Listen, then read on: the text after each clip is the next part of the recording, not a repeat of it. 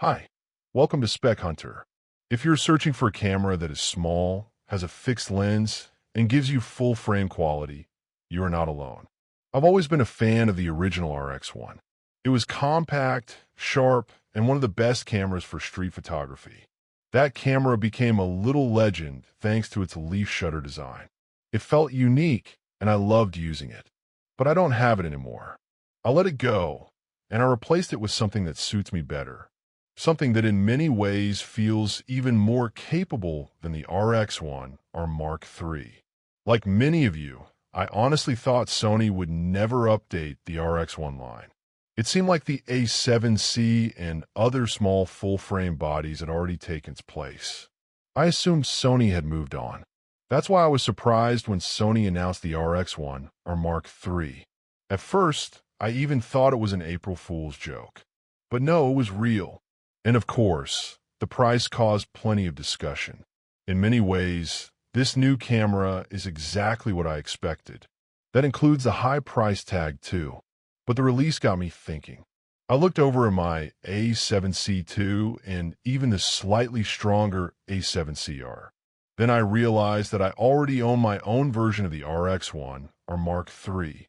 I simply took off my bulky zoom lens, grabbed a cheap prime lens, and built my own compact street setup.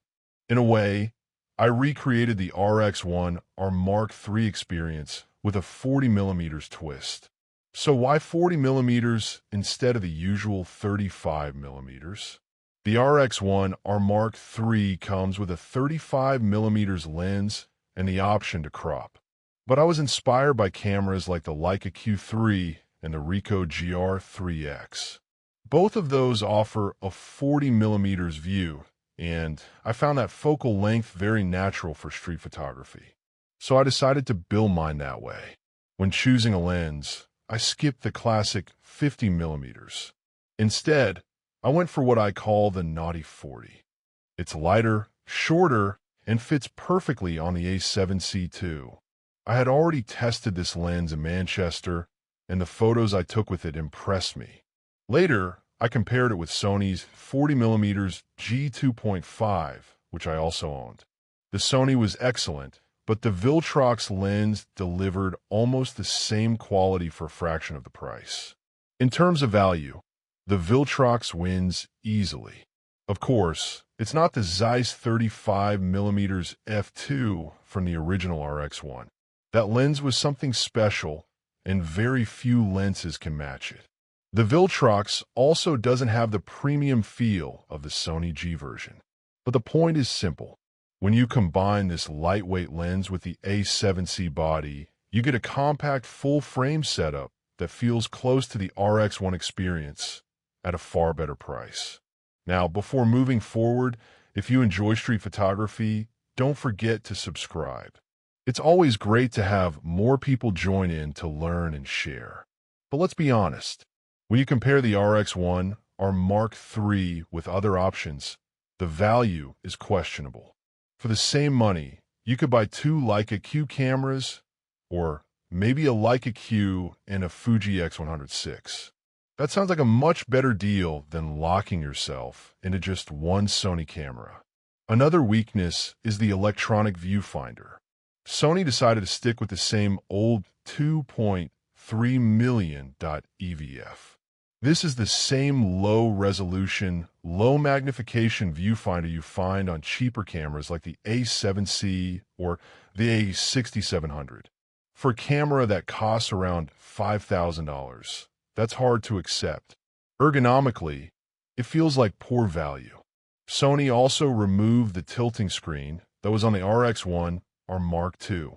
Instead, you're left with a basic screen, while cheaper A7C models offer a fully articulating display. That setup is better for video and gives you more flexibility for photos. Again, at a lower price. Then there's the lack of IBIS. The RX1R Mark III doesn't have it. Personally, I never missed IBIS on the original RX1 because I never really used it for video. And to be fair, this camera isn't aimed at video creators.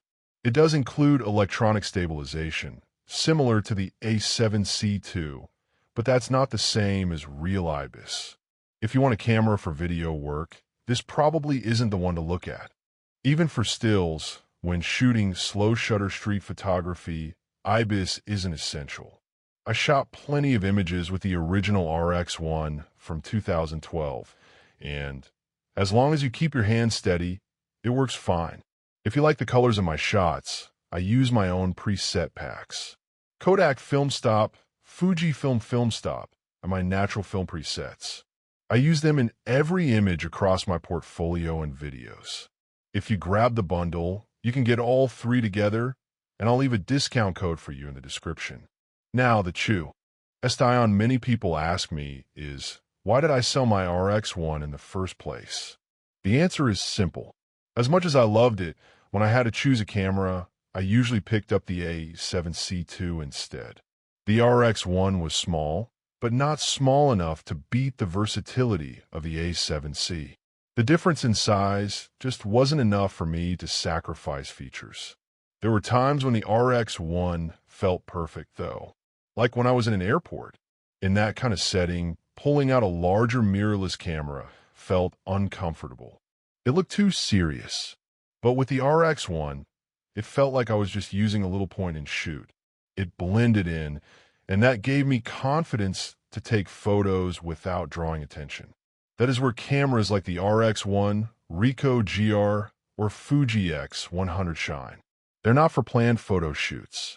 They're for those unexpected moments when you don't plan to take photos, but want the best possible image quality if the chance appears.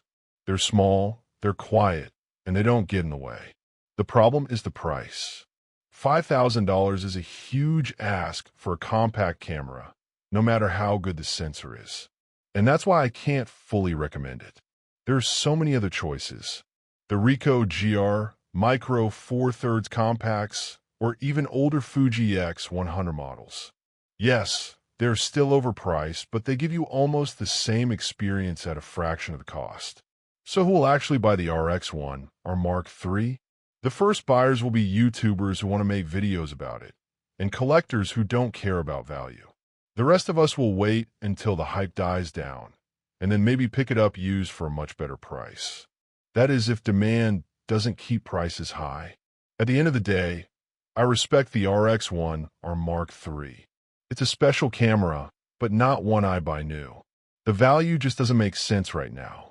But as time goes on, it may become one of those hidden gems on the secondhand market. Until then, there are better ways to build your own compact street setup without spending a fortune. If you enjoyed this breakdown and want to learn more about street photography gear, make sure to like this video, subscribe to the channel, and press the bell icon to stay updated. Thanks for watching, and I'll see you in the next one.